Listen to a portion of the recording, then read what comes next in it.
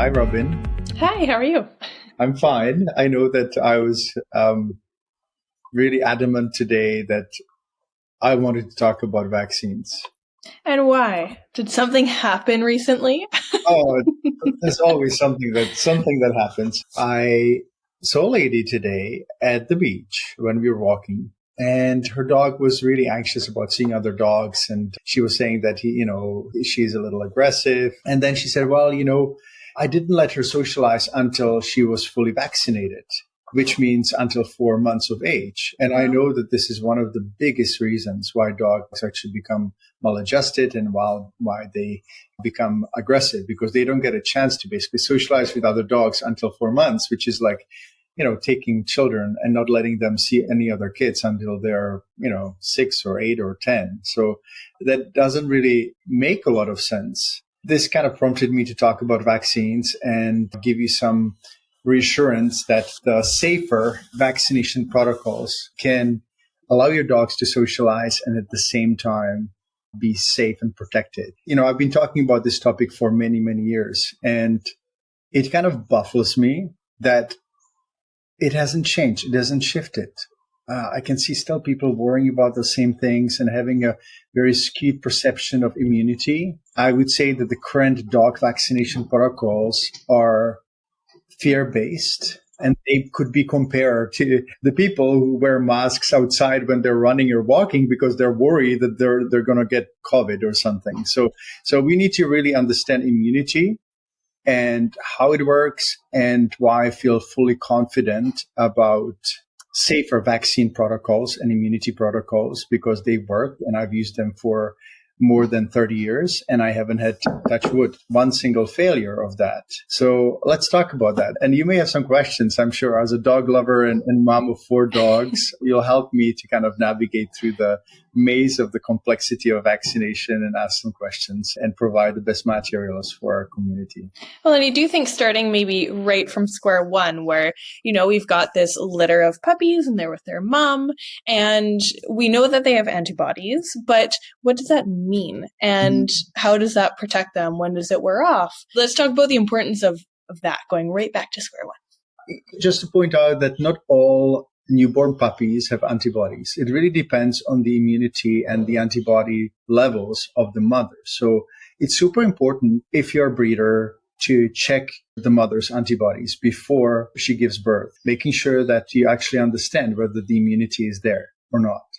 So that's the first thing. Second, I find that dogs that are not looked after well, or have accidental pregnancies and so on, there's a lot of different issues playing a role. So the immunity may not always be there, but it's really easy and inexpensive to determine whether it's there. So that's the first thing to do. And if you get a puppy from a litter where you don't know whether the mother had adequate protection or not, then I have another kind of plan for that. But if you start with puppies, they're born and they acquire colostrum as soon as they start suckling. And the colostrum is basically the primary phase of milk. It's very kind of transparent, yellowish. It doesn't look anything like milk. It's like buttery. Yeah, it's kind of sticky and it's full of antibodies for protection. So when it comes to immunity, the body produces antibodies. There's 2 main kind of segments of immunity. One of them is humoral protection, which is the antibodies. And then there's cellular protection, which is the white blood cells and those who fight the viruses directly. When there's a virus, let's say that this Mandarin orange is a virus, and it gets in the system, and let's say the puppy has maternal antibodies from colostrum. As soon as the virus enters the body, the antibodies latch onto the virus and they neutralize it. So see it as a neutralization kind of process. Even though it's a biochemical process, it's a process when the antibodies bind to the virus. Right. I was just going to say, for people that don't know how to test for it, what kind of test can we do to measure the antibodies of a mother or a puppy?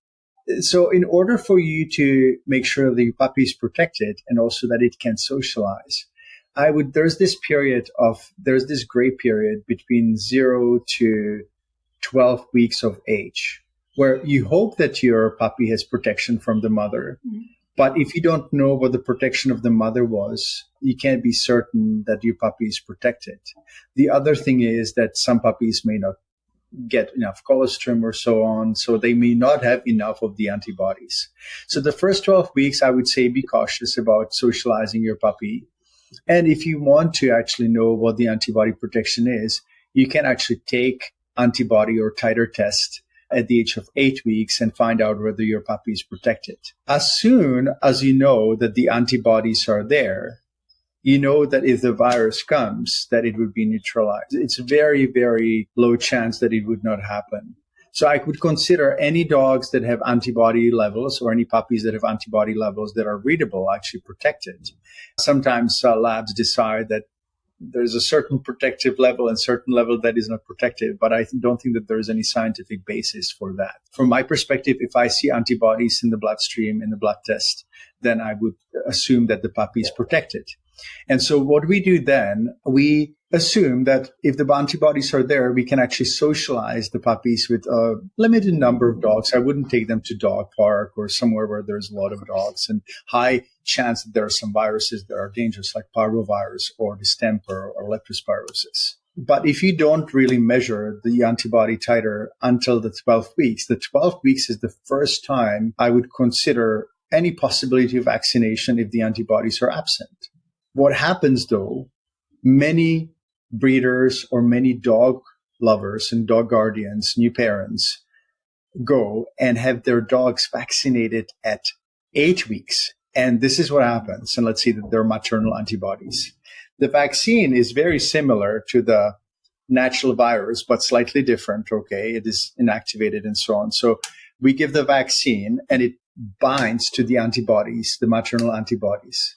And what happens, the antibodies get actually neutralized, okay? So if you give enough antigen or the vaccine, then it neutralizes all the maternal antibodies and you have an unprotected puppy, okay? There's no antibody suddenly. It blows my mind that this is still going on, that we actually vaccinate puppies at the time when their immune system is completely immature and it cannot produce any antibodies. It just doesn't, it's not mature enough to produce antibodies. And that's why we have maternal antibodies. They protect the pups until they mature. So bizarrely enough, and this is the paradox that I'm trying to teach people and trying to make them understand, we should not be vaccinated puppies at least until 12 weeks. And let's say that we are now at 12 weeks. Right. And the decision whether you vaccinate or not is based on the presence of antibodies. So if you measure your puppy's antibodies, the titer test at 12 weeks, and the antibodies are present, there are many antibodies, there is a good level of antibodies, then you don't need to give vaccine. Because what's going to happen, actually, you take the pup out and socialize with, low to moderate number of dogs, and your pup, while it's protected, will actually receive some exposure to the virus while they have antibodies. And they'll start creating at 12 weeks, 12 to 16, 20 weeks, they start creating antibodies. So there's a nice transition of maternal antibodies. They start declining and formation of their own antibodies. Okay. So at 12 weeks, again, if the antibodies are present, you say, okay, my dog is protected based on the maternal levels of antibodies, and I'm going to start socializing. This is how nature actually intended that to happen, right? But what we do, we basically vaccinate no matter what, quite often in veterinary medicine. And again, we may use up the maternal antibodies. We may already start seeing some formation of the antibodies in the body of the puppy, but it's still relatively immature. And I would much prefer to see if the maternal antibodies are there. And if they're there, do no vaccination. I would drop the vaccine at 12 weeks. If there are no antibodies, I would actually give, ideally, vaccine for parvovirus, distemper, and maybe leptospirosis if it's in the area, but not more. Like if you think of all the other multivalent vaccines, they have, for example, 6-7 antigens at the time. Yeah. So if you think of puppies that get vaccinated at 8 weeks and then 12 weeks with 6 or 7 viruses, it's like juggling 6 balls at the same time. The puppy's immune system is really, it's a lot. Puppy's immune system is very immature, and infections normally come one at a time. But if I try to take all these oranges and try to catch them, because come at me like it's really, really hard. And Pax is coming to check in.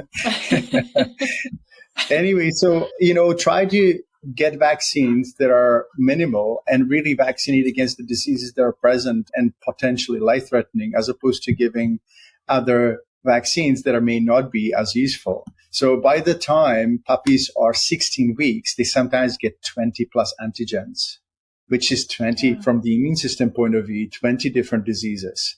Plus, I've seen Lyme disease vaccine being given, or Bordetella vaccine being given, or Giardia vaccine being given. And those are additional vaccines. And those vaccines are actually, let's say Lyme disease vaccine. I've seen that causing the symptoms of the disease that they're supposed to prevent, because number one, they have never been approved for humans. And guess why? Because they're not safe. Number two, they're known. And I've seen that in puppies that are 6 or 12 months old. They start having symptoms of arthritis. By the age of 2, they have spondylitis or bone growth, unusual bone growth along the spine. And those vaccines are just not safe. When it comes to kennel cough, well, if you think of kennel cough vaccine, it's a live vaccine, modified live vaccine. And quite often I've seen that causing the symptoms that the vaccine should prevent again. Agreed. So you give your dog kennel cough vaccine, it gets kennel cough, then potentially it spreads it to other dogs and so on. Why don't we just let them get the kennel cough? Because it's not a life-threatening disease, and similar to our called the immune system trains and practices, right? Absolutely. Yep. So I know I'm talking really fast and trying to give a lot of information, but I trust that it is understood that the multivalent vaccines are not optimal, because I cannot juggle so many balls in the air because I'm not a good juggler. And puppy's immune system is not really a good juggler either, right?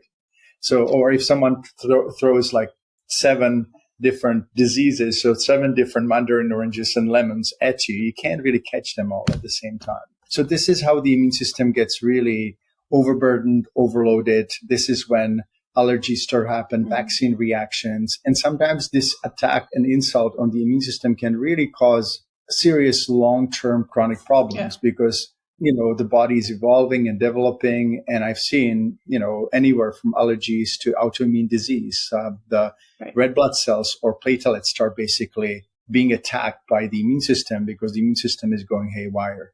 I think it's important to note, too, that you can ask your vet, hey, can I just have a parvo distemper vaccine if you do need it, right? Yes. Like, ask your vet. Make sure you have that discussion. Absolutely. I think that people need to remember that they're the guardians of their dogs and that they should not feel in any way forced or pressured to give anything unless it's legally required. In some places, rabies is legally required. So I'm not necessarily saying that it should not be done, but really minimize the number of vaccines. So if your dog has antibodies at 12 weeks, what I would do, I would just remeasure the antibodies at 16 weeks and then maybe 1 year, because it's very likely that at 16 weeks, if the antibodies are still there and you socialize your dog, they will persist until 1 year.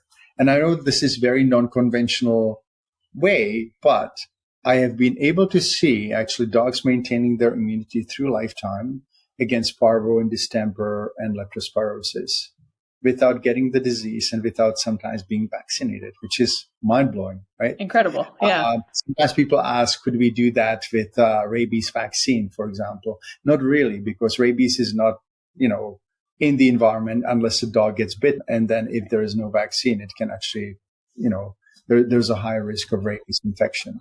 Die. People also ask, can we vaccinate with homeopathic nosodes? And while I've seen homeopathy work in many instances, this is not a situation that I would recommend. There is no proof that nosode vaccines or the vaccines that are made of the viruses would prevent the disease. So I would not recommend that. And, I've seen some situations where people just kind of present their nosode administration as a vaccine at the border or something like that. And that's just not possible. So we just need to be realistic. There are certain things that we need to comply with because that's just the way it is. And, I try not to battle something that actually makes reasonable sense.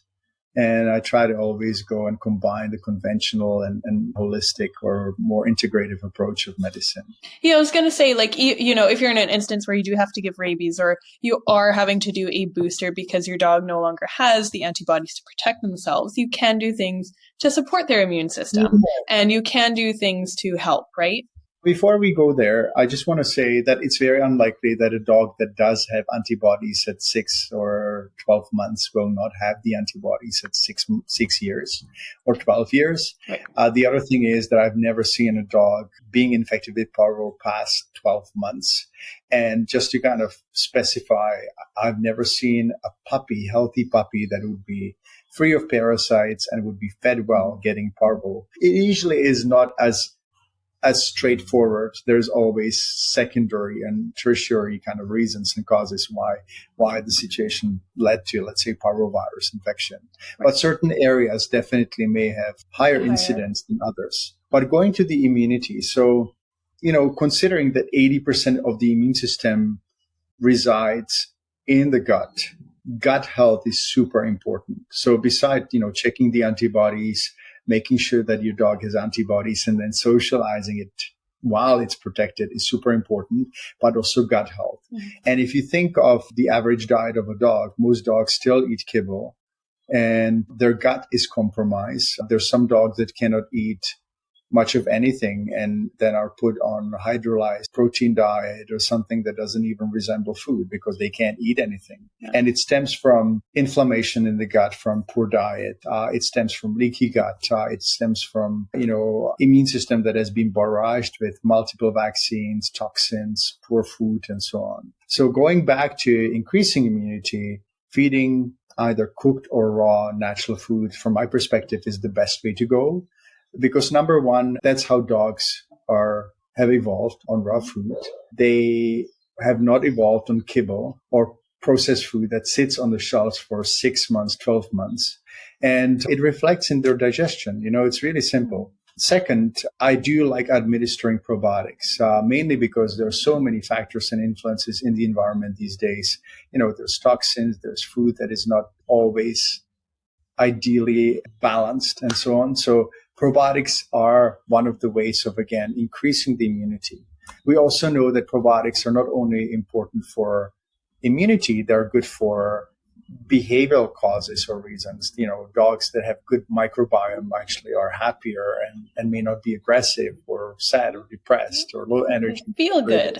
They feel good, yeah. Mm-hmm. In humans, probiotics are used now for treatment of depression. For example, there are certain strains that can do that. Immune system is super complex, but maintaining it well and healthy is relatively easy. As you may know, I'm a big proponent of balancing diet with fermented vitamins, with minerals, with omega oils. Again, omega oils are super important in reducing inflammation, in strengthening the immune system, but also protecting the blood-brain barrier, because that's, again, blood-brain barrier is super important in protecting the brain from toxins and allowing only the nutrients, but not the toxicity coming to the brain. Not as important in puppies, but older dogs for dementia. And I could go on and on about these things. Just going back to personal experience too, what was the difference between Pax and Sky? And did you have differences with their vaccine schedules throughout their life? Yeah, both of them had to be vaccinated against rabies because we travel internationally, and that's not, I have to comply with that. But when it comes to parvo and distemper, very interesting situation with Sky. He had positive antibodies, he had maternal antibodies, and then at 12 weeks, he didn't have parvo antibodies, I believe. Parvo, distemper, I can't remember, many years, but one or the other. And I decided to actually not to vaccinate him at that time. I just felt that with his good diet and overall immunity, and I would not necessarily recommend it to others, but I kind of felt that it was okay for me to measure the antibodies again at 16 weeks. And he had no antibodies. He had no parvovirus or distemper. And at the same time, at 16 weeks, he had positive antibodies. So he never actually needed to be vaccinated against parvo and distemper. Okay. And with Pax, I was kind of much more relaxed. He had present antibodies at 12 weeks, and then I measured them one more time at 16. And after that, I kind of felt, okay, he's socializing. He does, I do everything that I've done with other dogs. I never actually measured the antibodies again because I'm now after 30 years, I've seen that work so well that I just don't worry. Right. And the problem is that the current vaccination protocols obviously are based on maybe best intentions, but also business practices, because, if we give 3 vaccines, it's better for business than giving 0. Yeah, I think that, I would wholeheartedly encourage all dog lovers to go for regular visits and support good veterinary practices. But if you think about it, you can get titer tests done and it probably brings the same amount of money and less damage than if you absolutely vaccinate with multiple vaccines, right? So it would be nice to have a very friendly discourse with colleagues who recommend these, vaccine series of 7, 8, 9 different antigens, because from my perspective, there is no basis in the immunology science for that. And we already know that the yearly vaccines are not necessary. Now it's every 3 years. But, I dare to say that it's not even necessary to vaccinate every 3 years. Yeah. That most likely most of the antibodies are protected. And if it comes to rabies needs to be done if it's required for travel or in certain areas. And you can go to my article as well at peterdobias.com and look for the safer vaccination protocol if you feel like I've given you too much information right now. So we can link to it. Yeah, we can do that. Okay, so just before we finish and wrap up today, just to give everyone an outline from beginning to end, what do you recommend for vaccinations protocols? I'll try to be simple and succinct. If you have any control over, or if you live with the mother of the future puppies that are about to be born, make sure that you check the antibodies. You don't need to necessarily vaccinate, especially don't vaccinate during pregnancy. But I would check the antibodies maybe before even you're planning puppies. If it's unplanned pregnancy or a little more, the Wild West kind of pregnancy, then there's nothing much you can do than check the puppies if you have not had any control over testing the mother and so on. But testing the mother would be first. Also making sure that the mother is free of parasites. Not deworming routinely, but checking the fecal sample at least twice before the pregnancy. So when the puppies are born, then ensuring that they get the colostrum, that they all suckle as soon as possible. And then if you really want to socialize the puppies as soon as you get them, so at 8 weeks, take the first antibody test, see whether the titers are present. And then if they're present, go ahead and socialize with limited number of dogs, a few dogs, just so they can develop social skills. If you want to wait until 12 weeks for the titer test, due to cost reasons or other reasons, then do it then. Do titer test before you vaccinate. If the titer is positive, do not vaccinate and repeat a titer at 16 weeks. If the titer is positive again, you have a choice of repeating it 6 months or even 12 months. If you have antibodies at 16 weeks, it's most likely they'll persist until 1 year. So again, 8 is optional, 12 for sure, 16 for sure, and 1 year. And then after that, you can decide whether you'll do another titer test at 2 years. If your dog does not have antibodies at 12 weeks, I would recommend limited number of antigens in the vaccine. It's very hard to get. So you may ask your vet, do you have any vaccines that have only distemper and parvo, or distemper, parvo, or leptospirosis? But it's harder and harder to get those. Now, when you vaccinate at 12 weeks because your dog had no protection and you decided to do so, you do not need to do booster at 16 weeks. What you need to do is to repeat titer test and see whether the protection is there. If protection is there, do another titer test at 1 year. If protection is not there, then you can vaccinate again. But that would be the only situation that I would vaccinate at 16 weeks. And it's very, very rare that after vaccinated 12 weeks, you would not have any protection at 16. But it can happen, okay, for various variety of reasons. So that's about it. And then after 1-2 years, if you're really worried, do antibody tests as often as you wish, once a year, once every 3 years. And if you feel more comfortable that your dog has been socialized and, there has been enough exposure to the environment, then you most likely don't need to do the titer testing or vaccines until the very end of their lives. And hopefully it's going to be long. Again, I do believe that vaccines expose our dogs not only to multitude of antigens, viruses, pathogens at the same time, which is not healthy for the immune system. Also, vaccines are not exactly toxin-free. Sometimes they can have tumerosal, which is a mercury-based compound, and other ingredients like formaldehyde. So it's not really great to expose them to that. So. And is there anything else you wanted to add? Just beware of giving too many vaccines, especially to older dogs. Like I would really encourage everyone with a dog over 1 year or 2 years not to give vaccinations and just do titer testing if you worry. I'm confident enough not to do that anymore with PAX.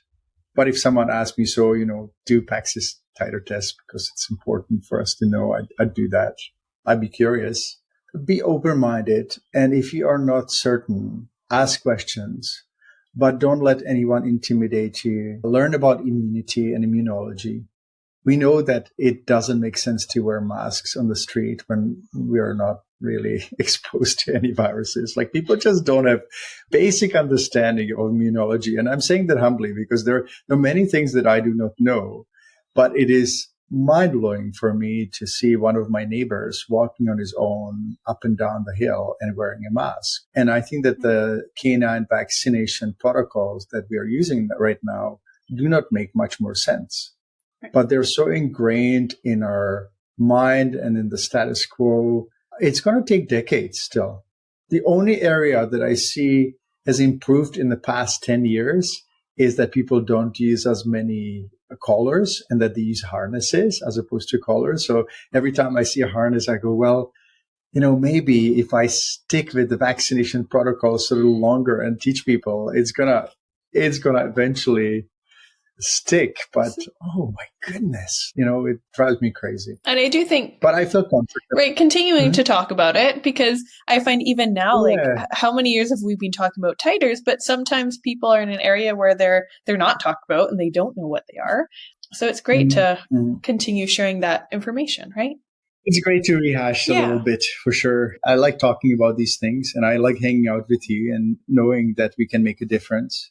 They say that one of the key routes to happiness is to have a sense of purpose. And, I definitely feel that I can continue contributing. And I don't have any material interest in promoting vaccines or not. I like to be kind of moderate. I don't necessarily say that all vaccines are bad, but I really like to use common sense and I like to question. And the challenge, I think, in veterinary medicine is that, when we go through school, if we don't follow the protocols that have been set, we fail at exams, right?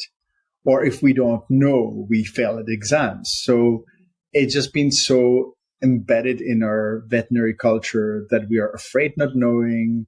And we stop questioning and asking and challenging the status quo enough. And we don't ask enough, does it make sense or not? And those are the things that I really would love to see changing. Well, thank you so much.